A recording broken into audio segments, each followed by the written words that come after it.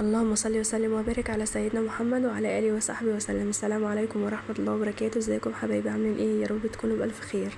معاكم اميره سلامه، والنهارده ان شاء الله هنعمل مع بعض وصفه مفيده جدا جدا جدا، كمان اقتصاديه جدا جدا جدا، وكمان كلنا بنعشقها. هنعمل مع بعض السينابون بطريقه صحيه وطعم روعه روعه روعه. ب35 جنيه بس هخليكي تعملي 12 قطعة سينابون. انتوا متخيلة؟ والله ب35 جنيه. شايفة شكله عامل ازاي؟ ولا طعمه يا نهار ابيض، ولا طريقته مفيش اسهل منها، ومكوناتها موجودة في كل بيت. شايفين شكله؟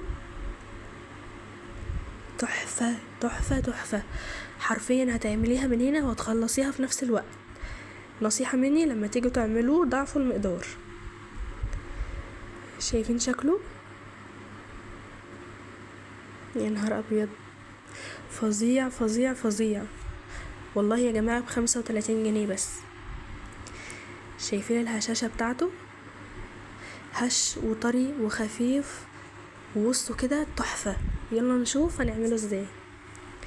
معايا هنا 1.5 كوب من البطاطا المسلوقة ومهروسة وباردة، ومعانا كمان 2.25 كوب من الدقيق منخول كويس جدا، عليه ذرة من الملح، وعليه باكت من البيكنج باودر قلمناهم مع بعض كويس جدا، وكمان باكت من الفانيليا. هحط نص كمية الدقيق بتاعتي او 3/4 كده، ما ننزلش بالدقيق مرة واحدة يعني. وكمان حطينا البطاطا، وكمان هنحط 5 معالق مليانين من الزبدة. دي زبدة سايحة عادي بس مش دايبة قوي يعني. هحط 5 معالق كبار وبس كده. العجينة بتاعتنا خلصت. تخيلوا، والله هي دي عجينة السينابون. والسينابون ما تفرقوش عن التاني خالص خالص خالص، وطعم البطاطا مش باين اطلاقا. والله يا جماعة طعمه حلو جدا وكمان صحي.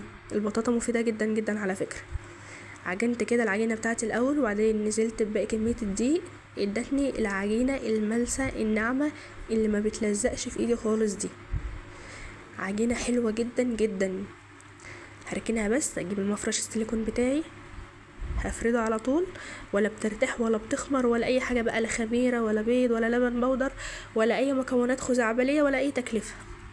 رشيت كده رشة من الدقيق، هفرد عليها العجينة.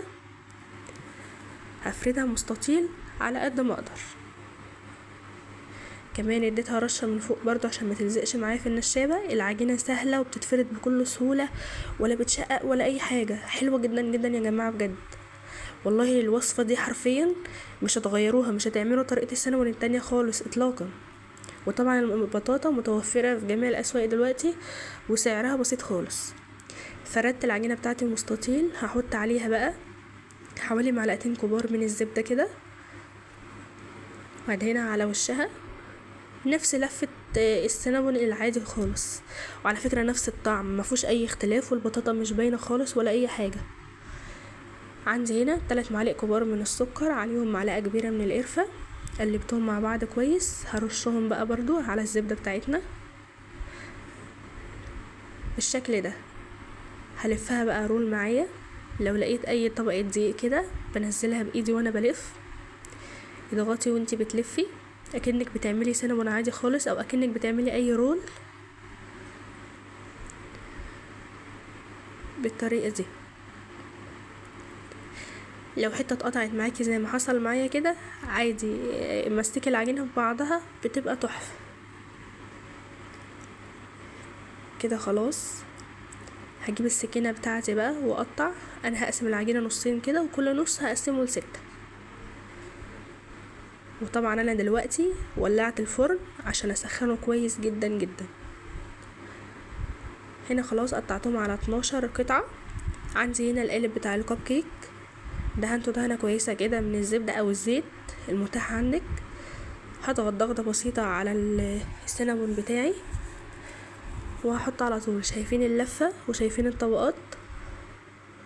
حلوة جدا يا جماعة، والله تحفة. ما باتش حرفيا.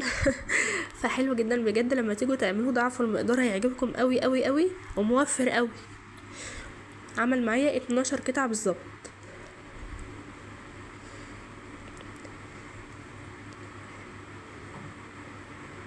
خلاص كده هحط بقى الصينيه بتاعتي دي في صينيه الومنيوم، لان دي مش تيفال ولا الكلام ده، فعشان الحاجه ما تلزقش فيها وتستوي بطريقه كويسه هحطها في صينيه الومنيوم. دهنت وشه دهنه بسيطه كده بالزبده، ودخلته بقى على الرف الوسطاني على درجه حراره 180، بيقعد من 25 ل30 دقيقه مش اكتر من كده. تعالوا نعمل بقى الجليز السكر اللي احنا هنحطه عليه من فوق. عندي هنا نص كوبايه من السكر البودر، خدت حوالي معلقه او معلقتين من الميه، وده سمك الجليز اللي احنا عايزينه. طبعا ممكن برضو تزينيه بصوصات اللي انت حباها، كراميل بقى، شوكولاته، نوتيلا، حليب مكثف محلى، صوص السينابون اللي احنا بنعمله بالجبنه والكريم شانتيه، اللي انت حباه زيني بيه، بس دي اسهل طريقه. شايفين السينابون طلع معايا عامل ازاي؟ ارتفع زي السينابون العادي، وهش وطري، مستوي من فوق ومن تحت، واخد لون تحفه، بيطلع بكل سهوله. شايفين التسويه بتاعته حلوه جدا يا جماعه بجد والله، هش وطري خالص خالص. هطلعه بقى في طبق التقديم بتاعي. شفتوا مفيش ولا في سهولته ولا في حلاوته ولا في الاقتصادية بتاعته. انا قلت لكم 35 جنيه، ايوه 35 جنيه. احسبوا معايا كده، نص كيلو من البطاطا ب5 جنيه، معاها اللهم صل على سيدنا محمد، ربع كيلو من الدقيق ب5 جنيه، ادي 10 جنيه، 20 جنيه زبدة ادي 30 جنيه، 5 جنيه قرفة ادي 35 جنيه، والسكر موجود في كل بيت.